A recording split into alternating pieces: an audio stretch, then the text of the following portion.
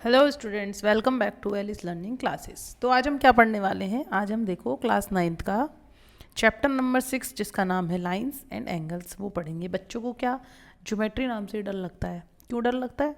क्योंकि मैम इसमें इतने सारे प्रूफ्स होते हैं, ये होता है, तो हमें नहीं समझ में आता। ठीक है, मैंने कोशिश करी है तुम्हारे लिए एक ऐसा लेक्चर प्रिपेयर करा है जिससे तुम्हें ज्योमेट्री बहुत ईजी लगे। ठीक है, तो हम क्या पढ़ने जा रहे हैं इसमें? Lines and angles, right.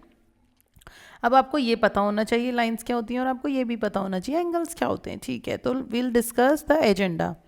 तो हम क्या पढ़ेंगे? सबसे पहले लाइन सेगमेंट क्या होता है, लाइन क्या होता है, रे क्या होता है। ठीक है, उसके बाद की कहानी मैं आगे बताऊंगी। तो सबसे पहले तो हम यही जान लें कि लाइंस क्या होती हैं। ठीक है, तो लाइन क्या होती है? जिसका कोई फिक्स्ड एंड पॉइंट्स ही नहीं होते, कुछ भी, मतलब ऐसे ऐसे ऐसे ऐसे ऐसे कोई लाइन है जिनका कोई फिक्स्ड एंड पॉइंट ही नहीं है। हमें नहीं पता ये कहाँ से शुरू हो रही है, ये कहाँ तक जाएगी, कहाँ ख़त्म होगी, कुछ नहीं पता। ठीक है, अगर आप लाइन की जगह यूज़ कर लो वर्ड लाइन सेगमेंट, तो आपको दे दे कि ये कोई लाइन जो है सेगमेंट आपको ड्रॉ करना है जिसका इनिशियल पॉइंट ये है और फिनिश फाइनल पॉइंट ये है, इसका मतलब कि you have two fixed points, तो उसको क्या कह दिया जाएगा? Line segments. ठीक है, रे किसको कहते हैं? जैसे सन है, सन से रे आती है, कहते हैं ना रे आ रही है। क्यों कह रहे हैं? क्योंकि इसका एक एंड पॉइंट तो फिक्स है कि सन से ही आनी है, लेकिन जानी कहाँ है ये थोड़ी पता है, ये तो सब जगह जाती है। तो इसीलिए इसका एक एंड पॉइंट फिक्स हो जाता है और दूसरा में नहीं पता, इसलिए इसको रे बोलते हैं। तो आपने आज 3 चीज़ पढ़ी, लाइन, लाइन सेगमेंट एंड रे। तो लाइन क्या होती है? जिसका कुछ अता पता नहीं है, कोई फिक्स्ड एंड पॉइंट्स ये नहीं है ना स्टार्टिंग पॉइंट है। इसका क्या है? पता है कि इसमें ये दोनों चीज़ें फिक्स है। रे में क्या होता है?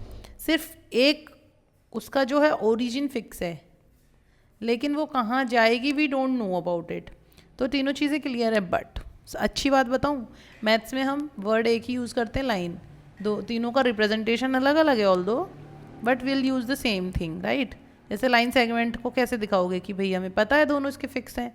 लाइन कैसे दिखाओगे? ऐसे कि हमें नहीं पता क्या फिक्स है क्या नहीं है। और इसका कैसे दिखाओगे? ऐसे। लेकिन जो हम जनरली यूज़ करते हैं, अगर आप सिंपल बोलते हो लाइन, ठीक है, तो कोई लोड नहीं है। अब हम पढ़ते हैं नेक्स्ट, क्या था हमारा टॉपिक? कोलिनियर पॉइंट्स और नॉन कोलिनियर पॉइंट्स।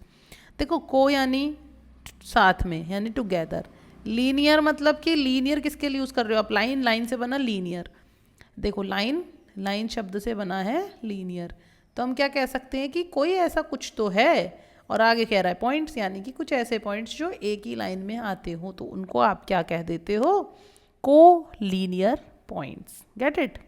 देखो, धीरे धीरे सुनो और समझो, कॉन्सेप्ट समझ में आ जाएगा। ठीक है बच्चों, तो हम कहाँ थे? कोलिनियर पॉइंट्स पे थे। तो कोलिनियर पॉइंट्स क्या हो गए आपके? एक तरह से द ऑल पॉइंट्स, देखो, 2 और more points lies on the same line. तो जैसे कोई लाइन उठा के लाए आप, लिया है, अब आप कहोगे मैम इस पे ये पॉइंट है, ये पॉइंट है, ये पॉइंट है। हाँ भाई, तीनों इस पे ही हैं, इन तीनों को जोड़ें तो हम ये लाइन भी बना सकते हैं। हम ऐसे भी कह सकते हैं कि अगर कोई पॉइंट को जोड़ने के बाद एक स्ट्रेट लाइन बनती है, तो वो सभी पॉइंट क्या कहलाएंगे? Non collinear points. अब मान लो मैंने ये 3 पॉइंट उठाए, अब मैं क्या इनको जोड़ रही हूँ, तो क्या ये एक लाइन थोड़ी बन रही है? तो 2 लाइन बन गई। तो ये कैसे पॉइंट्स हो गए? Non collinear points. समझ में आ गया ये कैसे हो गए? Non collinear points. ठीक है, ओके। तो ये तो हो गई कहानी लीनियर और कोलिनियर की। अब हम क्या पढ़ेंगे आज? ओके, हम जानेंगे एंगल्स के बारे में। तो एंगल्स में क्या, तो एंगल्स बनते ही कैसे हैं, हम पढ़ ही क्यों रहे हैं? अच्छा ये बताओ तुम, हम ये चैप्टर पढ़ ही क्यों रहे हैं? हमें क्या ही ज़रूरत है इस चैप्टर को पढ़ने की? देखो बच्चों, अगर आपकी लाइफ में एंगल्स या लाइंस का आपको यूज़ नहीं पता, तो आप कैसे क्वेश्चन सॉल्व कर सकते हो? क्वेश्चंस भी छोड़ो, आप जिस घर में रह रहे हो, जो स्ट्रक्चर है आपका, वो किसी इंक्लाइंड हाइट पे होगा, कोई स्लाइंटेड एंगल होगा, कहीं पे कुछ डिज़ाइन होंगी, कहीं पे कुछ होंगी, तो वो they are on on certain angles, right. जैसे एक आर्किटेक्ट है, अगर वो बिल्डिंग बनाता है, तो आर्किटेक्ट बिल्डिंग बनाने के लिए उसको सबसे पहले नॉलेज ऑफ एंगल्स होनी चाहिए, तभी तो वो बिल्डिंग बनाएगा। इतनी 9 स्टोरीड बिल्डिंग बन जाती हैं, कैसे बनेगी ये सब? तो आपको एंगल्स की नॉलेज होनी चाहिए। जैसे मैं आपसे कहूँ, आप एक लैडर है, इसको एक दीवार के सहारे आपको खड़ा करना है, तो आप पूछोगे ना मैम कितने एंगल पे खड़ा करें? मैं कहूँगी खड़ा कर दो, तो तुम पूछो कैसे खड़ा करें? ऐसे, कि ऐसे, कि ऐसे कैसे खड़ा करनी है। तो अगर आपको एंगल्स के बारे में नॉलेज होगी तो आप तुरंत बोल दोगे मैम इतने डिग्री पे खड़ा कर दो इसको। समझ में आया? तो आज हम एंगल्स को डीपली डिस्कस करेंगे। बच्चों को कन्फ्यूजन रहता है वर्टेक्स क्या होती है, आर्म्स क्या होती है, एक्यूट एंगल क्या होते हैं, तो हम डिफरेंट टाइप्स ऑफ एंगल्स भी देखेंगे, ठीक है। ओके, तो हम देखते हैं एंगल्स के बारे में, एंगल्स होते क्या हैं। देखो अब क्या हुआ, ये दो रे थी और ये भी रे थी, वही सन से आ रही थी मान लो। अब हमें जानना है कि ये सन से आ रही है तो तुम एक चीज़ देख पा रहे हो कि इनका जो ये पॉइंट है जिससे ये आ रही है वो एक ही है। तो एक पॉइंट से दो रे जनरेट हो रही है, इनफैक्ट तीन भी हो सकती है, इनफैक्ट फोर, कितनी भी हो सकती है एक पॉइंट से तो रे जनरेट, कुछ भी कोई वो थोड़ी ना है कि इससे यही लाइन पास होएगी, इससे कोई एक ही रे पास होगी, ठीक है। तो हमने क्या करा, ये पॉइंट लिया और इससे एक रे निकाल दी, राइट, एक और निकाल दी, तो हमारे पास हो जाती है दो रे। तो एंगल की डेफिनेशन ये कहती है, अब तुम देख पा रहे हो इनके बीच में एक गैप सा क्रिएट हो गया और ये गैप कुछ नहीं है, इसका नाम होता है एंगल, राइट। तो यानी कि when two rays originate from the same end point, तो इनका पॉइंट ऑफ ओरिजिन सेम है, तो जब पॉइंट ऑफ ओरिजिन सेम हो जाता है तो जो रेज के बीच में जो ये गैप बनता है उस गैप को ही एंगल कहा जाता है। समझ में आई? अब बस कुछ नहीं है, पॉइंट ऑफ ओरिजिन और इनके नाम दे देंगे, क्या होता है इस गैप को तो क्या बोल दिया जाता है, एंगल, और जो पॉइंट ऑफ ओरिजिन था उसको बोल देते हैं वर्टेक्स, ठीक है, और जो रेज हैं उनको क्या कह देते हैं, आर्म्स। क्लियर है यहाँ तक की कहानी? तो देखो when two rays originate from the same end point, rays which makes an angle are called arms. तो अभी हमने देखा कि इन्होंने रे ने बनाया तो इनको आर्म्स कह दिया, इसको वर्टेक्स कह दिया और इस गैप को क्या कह दिया, एंगल, ठीक है। The end point is called vertex, ठीक है। अब हम इसमें, अब तुम कहोगे मैम ये गैप तो कैसे भी हो सकता है, ऐसे भी हो सकता है, ऐसे भी हो सकता है, ऐसा भी हो सकता है। हाँ बिल्कुल हो सकता है। तो इसी गैप के कि कितना गैप है उसी अकॉर्डिंग हमने एंगलों का डिफ्रेंसिएशन कर दिया। तो कैसे कैसे होते हैं, जैसे एक्यूट एंगल होता है आपका, राइट एंगल होता है ना, ऑब्ट्यूस एंगल होता है, स्ट्रेट एंगल भी होता है और रिफ्लेक्स एंगल होता है। तो एक्यूट एंगल में क्या होता है आप सोच के देखो, एक्यूट में कुछ भी नहीं होता, ये गैप उतना ही हो कि बस 90 डिग्री से कम हो एटलीस्ट, और 90 डिग्री देखो सारे बच्चों को पता होता है कि एक परपेंडिकुलर होता है ना कि एकदम स्ट्रेट एंगल, स्ट्रेट नहीं बोलूँगी सॉरी, इसको बोलूँगी मैं परपेंडिकुलर, यानी कि कुछ इस टाइप का, दोनों लाइनें एक दूसरे के ऊपर स्ट्रेट खड़ी हुई हैं। तो अब ये आपका एक्यूट क्या है, 0 डिग्री से तो बड़ा है, ऐसा भी नहीं है ना कि एकदम ही ऐसा हो जाए एंगल कि एक और लाइन हो वो भी इसके ही ऊपर आ जाए। तो ये एंगल क्या है, इनके बीच में कुछ भी नहीं है, 0 डिग्री है। तो यानी एक्यूट एंगल की डेफिनेशन आपसे पूछेगा तो आप क्या बोलोगे, ना angle which is greater then 0 degree but less than 90 degree, such angle is called acute angle. समझ रहे हो मेरी बात आप?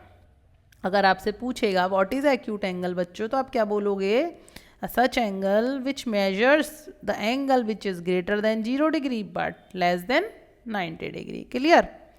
ठीक है, यहाँ तक की बात समझ में आ गई। जैसे acute angle is like 30 degree, okay tell me 90 degree, 100 degree is an acute angle, no, why, because it is greater than 90 degree. और हमने डेफिनेशन पढ़ी है कि जो भी एंगल आपका 90 से छोटा होगा that is a acute angle, ठीक है। अब राइट एंगल तो बहुत ईजी है, तो सबको पता है, सिंपल सा एंगल है, जो 90 डिग्री का एंगल है वही राइट एंगल है, ठीक है। अब बात करें 90 डिग्री से बड़े की लेकिन 180 से छोटा, यानी कि the angle which measures greater than 90 but less than 180, तो उसको हम क्या कहते हैं, ऑब्ट्यूज एंगल। कौन सा एंगल कहते हैं, ऑब्ट्यूज। तो अब तक हमने कौन कौन से एंगल पढ़े, acute angle, right angle and an obtuse angle. Acute angle में क्या होता है, the angle which measures 0 degree से बड़ा but less than 90 degree, right angle which is equal to 90 degree, and the obtuse angle which is greater than 90 but less than 180। अब सोचो next angle क्या होगा, जो एकदम फ्लैट हो जाए, जो 180 डिग्री का हो जाए, यानी हमने यहाँ से मेजर करना शुरू किया, यहाँ तक करा, यहाँ तक करो, ये पूरा 180 डिग्री हो जाता है। तो इस एंगल को क्या कह दिया जाएगा, स्ट्रेट एंगल, ठीक है। नेक्स्ट एंगल आता है आपका रिफ्लेक्स एंगल। इसमें क्या होएगा, अब आपको 180 डिग्री तक तो पता चल गया, अब क्या देखोगे आप कि अगर भाई कोई ऐसा एंगल बन रहा हो जो 180 से तो बड़ा होए और 360 से छोटा होए, तो 180 तो अपना कहाँ तक हो गया था, यहाँ तक 180 था वो, है ना। तो यानी कि ये एंगल देखो आप एक बार नोटिस करो इसको, अगर हम देखें यहाँ तक कोई एंगल यहाँ से अगर शुरू होता तो यहाँ तक 180 हो जाता और ये पूरा हो जाता तो 360 हो जाता। तो इसने मेजर करना यहाँ से शुरू किया, ऐसे ऐसे ऐसे ऐसे ऐसे ऐसे ऐसे ऐसे ऐसे। तो एंगल क्या हो गया, 180 डिग्री से बड़ा और 360 से छोटा। और हमेशा एंगल जो मेजर होता है वो एंटी क्लॉकवाइज डायरेक्शन में होता है। एंटी क्लॉकवाइज समझते हो, ऐसे, क्योंकि क्लॉक कैसे चलती है, ऐसे। तो एंगल आप हमेशा ऐसे मेजर करते हो। तो ये एंगल कैसा हो गया, रिफ्लेक्स। रिफ्लेक्स मतलब the angle which is greater than 180 but less than 360 degree. तो आपने कौन कौन से एंगल पढ़े, acute angle, then right angle, उसके बाद आपने पढ़ा कौन सा, ऑब्ट्यूज एंगल, ठीक है। उसके बाद आपने पढ़ा स्ट्रेट एंगल, और उसके बाद आपने कौन सा पढ़ा, रिफ्लेक्स एंगल, ठीक है। तो अब दो एंगल और बच जाते हैं, कॉम्प्लीमेंट्री और सप्लीमेंट्री। यानी कि कोई दो एंगल, अब मान लो एक कॉमन आर्म है, अभी कॉमन आर्म नहीं बता रही, मान लो ये एंड पॉइंट था, ये दो आर्म है, ठीक है। अपन ने तो अभी तक इन दोनों के बीच में डिस्कशन करा। अब कॉम्प्लीमेंट्री एंगल, अब ये तो एक ही एंगल बना रहा है, दो एंगल नहीं बना रहा। अब सपोज इससे तीन आर्म निकल जाए, तीन आर्म निकल गई, तो अब इनके बीच में एक आर्म हो जाती है जो कि ये कॉमन। तो इस कॉमन आर्म से एक एंगल इधर जा रहा है और एक एंगल इधर जा रहा है। तो अगर मैं ये कह दूँ इन दोनों एंगल्स का सम अगर 90 डिग्री हो जाता है, अगर 90 डिग्री हो जाता है तो उन्हें एंगलों का नाम क्या हो जाएगा, कॉम्प्लीमेंट्री।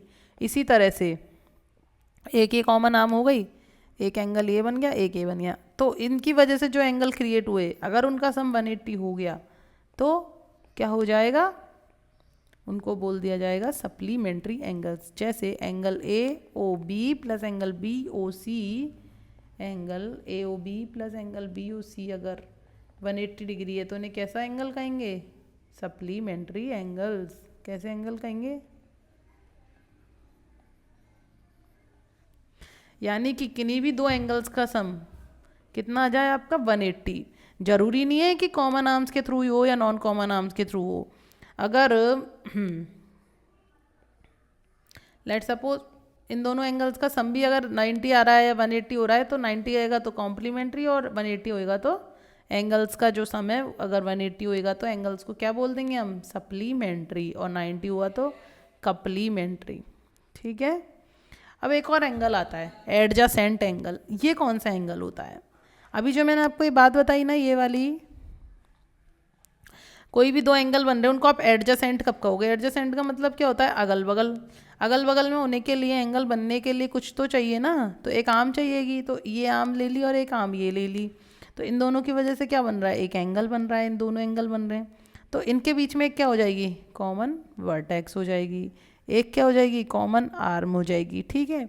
और जो एंगल बनेंगे नॉन कॉमन आर्म्स जो होंगी, ये नॉन कॉमन आर्म्स है, तो जो नॉन कॉमन आर्म्स होंगी वो अपोजिट साइड होंगी किसके, इस कॉमन आर्म के अपोजिट साइड। तब तो जो एंगल बनेगा वो एडजेसेंट एंगल कहलाएगा। देखो कैसे, हाँ, एक हमने ली ओ सी, एक ओ ए और ओ बी, तीन रे निकाल दी पॉइंट ओ से, ठीक है, तीन रे निकाल दी। अब इसमें एक कॉमन आर्म बताओ कौन सी है इन तीनों में, जो तीनों में कॉमन हो।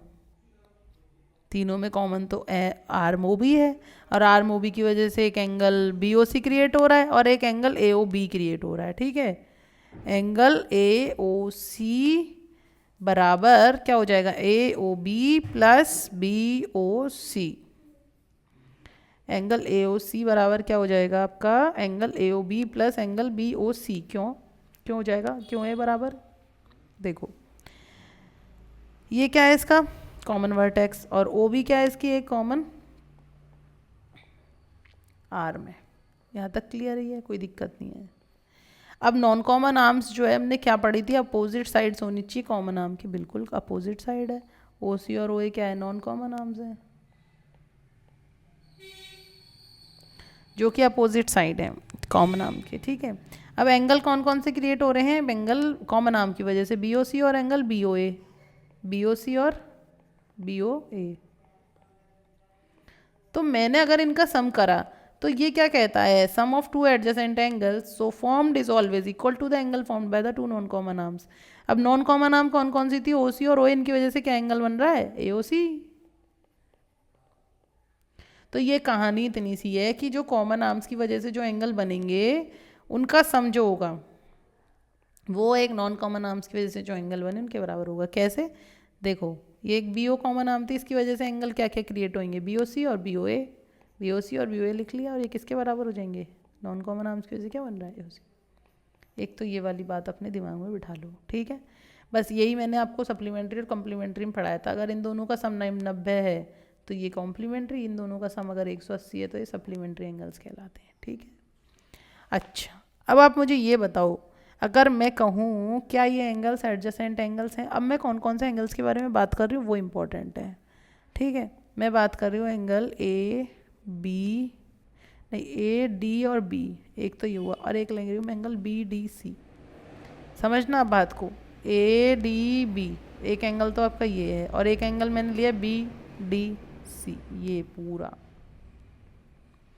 ये एंगल और ये एंगल क्या एडजेसेंट एंगल्स हैं। कैसे पता करेंगे? बेसिक थ्योरी पे जाएंगे। एक तो इनका common point A D B, B D C, ठीक है, तो कॉमन वर्टेक्स तो मिल गई डी।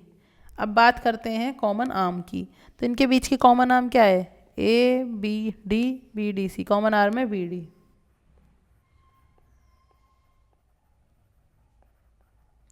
अच्छा, बची कौन कौन सी नॉन कॉमन आर्म, एक ये और एक ये, तो A D and D C are non common arms, कोई दिक्कत नहीं है यहाँ तक, ठीक है।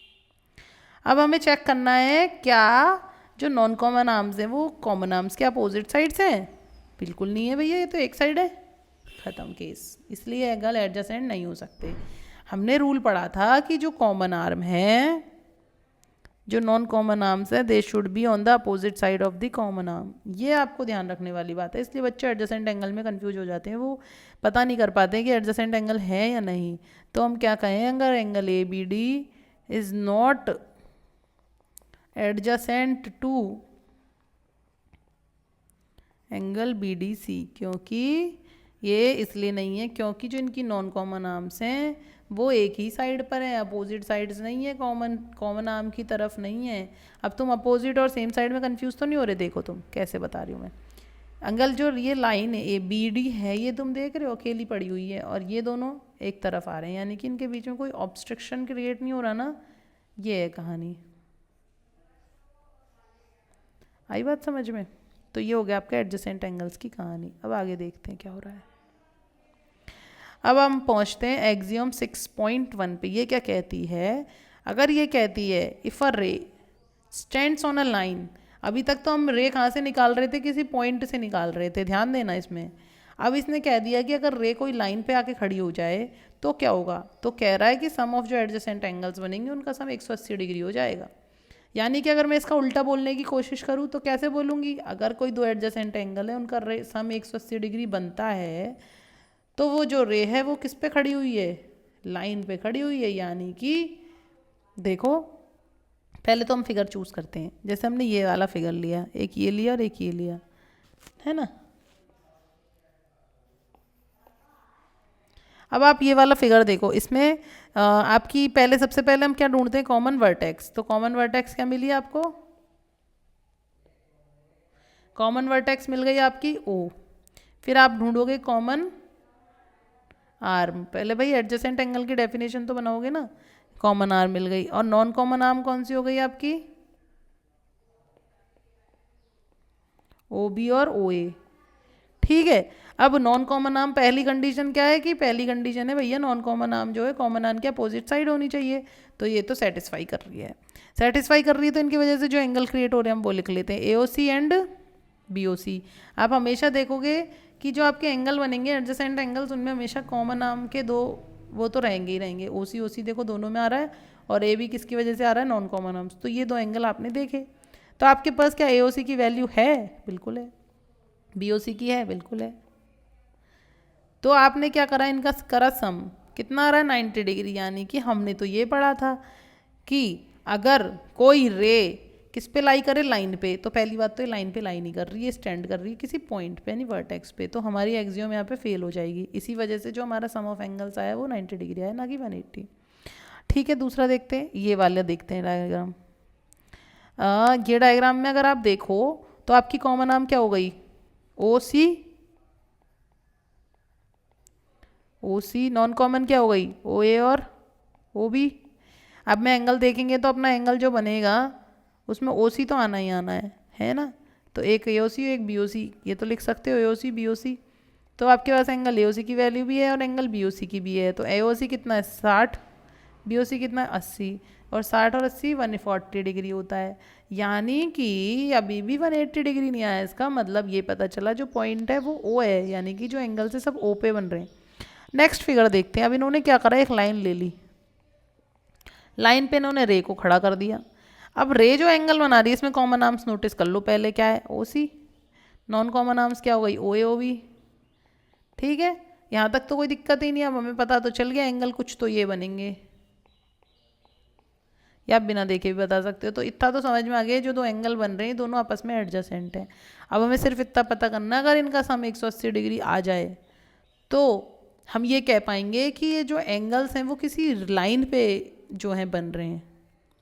चेक करें कितना दे रखा है, ये 125 और ये 55 डिग्री। तो 125 डिग्री एंड 55 डिग्री का अगर आप सम करोगे तो कितना आ जाएगा आपका, वेरी गुड। तो ये हम कह सकते हैं कि ये जो रे है वो किस पे खड़ी हुई है, एक लाइन पे खड़ी हुई है। यानी कि एक थ्योरम बन गई, अगर जो नॉन कॉमन आर्म्स हैं वो अगर लाइन बनाए, नॉन कॉमन आर्म्स ने लाइन बनाई, उस पर कोई रे खड़ी हो जाए तो वो जो एडजेसेंट एंगल्स बनाएंगी उनके सम कितने हो जाएंगे 180 डिग्री। इसको आप एक चीज़ और कह सकते हो, इसको आप कह सकते हो linear pair axiom. Linear pair axiom मतलब कि लीनियर मतलब लाइन, पेयर यानी कि एंगल्स का पेयर, यानी कि लाइन पे बने एंगल्स का पेयर, लाइन पे बने एंगल्स का पेयर जो है उनका सम क्या हो जाता है 180 डिग्री। तो उसको क्या कह देते हो आप, लीनियर पेयर एक्सियोम। कोई दिक्कत नहीं है ना यहाँ तक। अब देखो अगर आप इसका रिवर्स रीड करो तो रिवर्स रीड कैसे करोगे आप इसका, कि अगर दो एडजेसेंट एंगल्स का सम 180 डिग्री आ रहा है तो ये फॉर श्योर है कि जो उनकी नॉन कॉमन आर्म है वो एक स्ट्रेट लाइन होगी। भाई अगर 180 डिग्री कब आएगा, तभी तो आएगा अगर उनकी नॉन कॉमन आर्म जो है स्ट्रेट लाइन होगी तो आ जाएगा।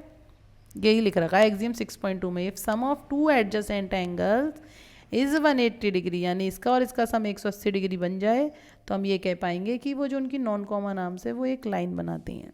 समझ में आया बात। तो ये तो हो गई पूरी ये तक की कहानी। आपने एंगल्स पढ़ लिए, लाइन पढ़ ली, लाइन सेगमेंट रे है ना, एक्सियोम्स पढ़ ली, लीनियर पेयर ऑफ एंगल्स देख लिए। तो ये बहुत ही बेसिक सी थ्योरी थी। अब अपन जो पढ़ेंगे वो एक थ्योरम पढ़ेंगे। एक्सियोम क्या होता है, एक्सियोम होता है which does not require a proof, right. और थ्योरम जो होती है वो एक्सियोम से डिड्यूस करी जाती है। डिड्यूस करने का मतलब एक्सियोम से थ्योरम बनाई जाती हैं। तो हमने एक थ्योरम बनाई कि जो अगर दो लाइन इंटरसेक्ट करे एक दूसरे को, इंटरसेक्ट का मतलब जो अगर वो एक दूसरे को काटे, क्या करे वो एक दूसरे को, ये देखो ये एक दूसरे को कट कर रही है लाइंस। जैसे आप एक्स बनाते हो, ये एक्स बनाया, एक्स में क्या हो रहा है, कट हो रहा है ना। किस पॉइंट, कितने पॉइंट पे कट हो रहा है, एक पॉइंट पे कट हो रहा है।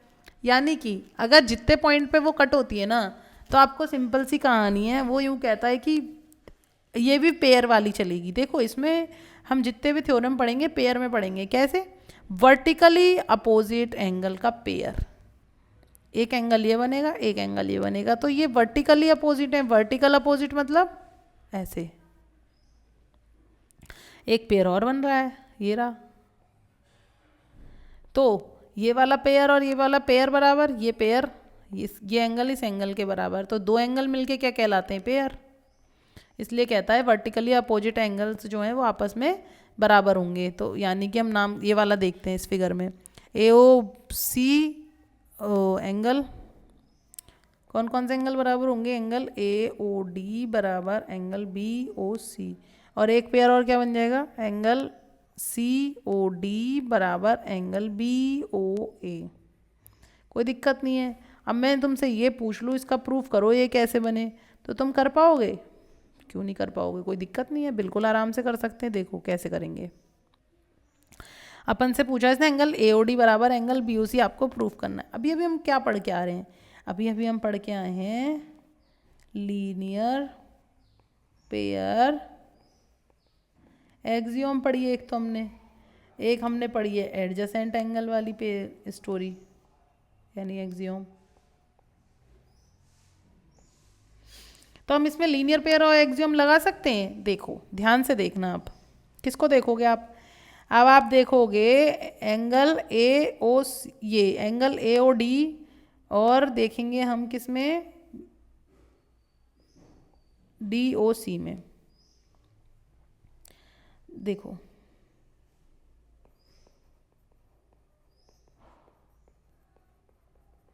क्या मैं ये लिख सकती हूँ, कोई दिक्कत है? ओ डी तो आपकी हो गई कॉमन आर्म, ठीक है, और इसकी वजह से एंगल ए सी ये सब बने, एक इक्वेशन ये लिख दी। और क्या लिख सकती हूँ मैं, एक मैं ये भी तो लिख सकती हूँ, angle A O B plus angle B O C.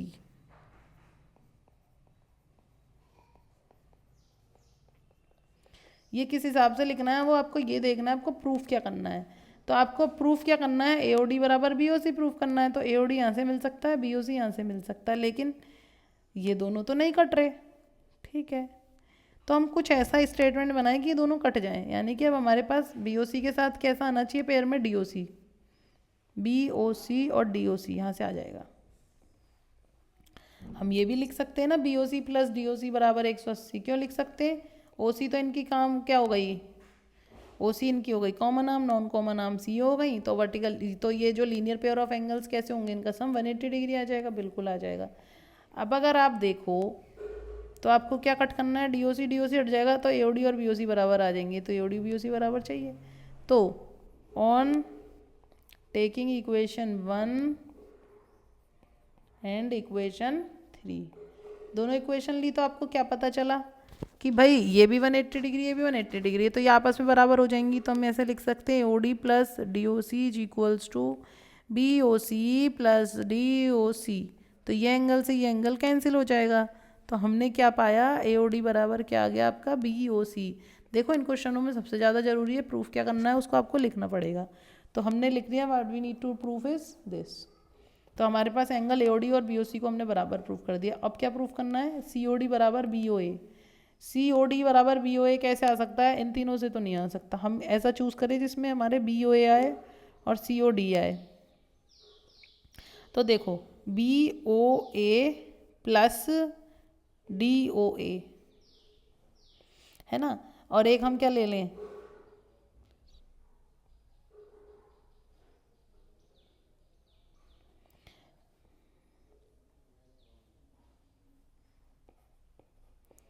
C O D बराबर एंगल बी ओ ए, ये प्रूफ करना है। इधर दोबारा डायग्राम बना लेते हैं, ऊपर कौन देखेगा।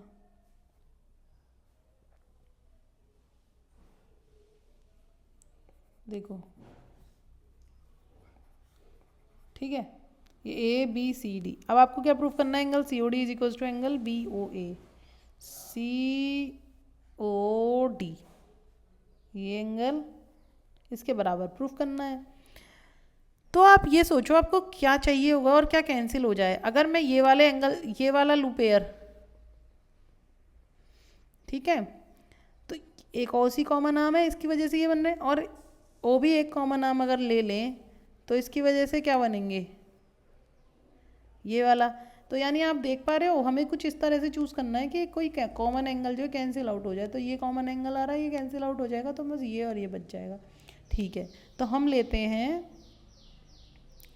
When O C is a common arm, right.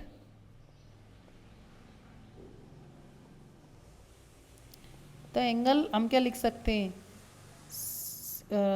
C D O C plus angle B O C बराबर 180 डिग्री। अब हम क्या लें, when O B is common arm. तो जब ओ बी कॉमन आर्म बनेगा तो एंगल्स क्या बनेंगे, सोचो, A O B plus B O C. तो आपने जब इन दोनों को करा equal on equating equation 1 and equation 2, तो क्या होगा, तो कुछ भी नहीं होगा, जो हमें चाहिए वो आ जाएगा।